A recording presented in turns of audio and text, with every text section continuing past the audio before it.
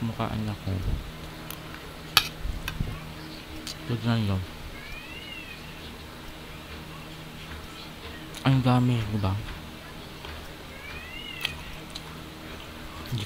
Hindi ko pa yun na-study. Which is, like, nakaka-stress. Kasi finals na next week. Ay, oh my God.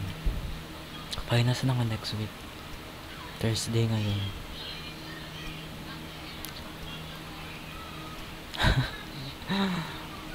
Ano kong pakialam?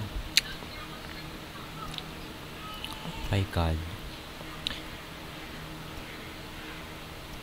Nakakaano siya.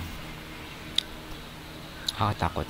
Pero, ang problema kasi,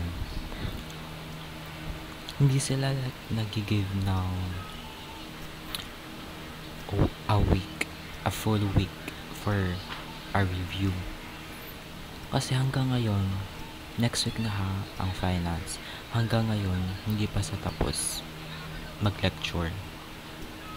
Imagine mo. Tapos, may paano pa sila. Dapat complete notes and stuff like that. Which is like,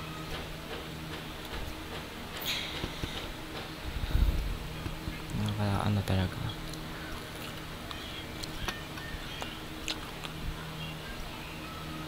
Kaya, kakain na lang ako. Bye-bye.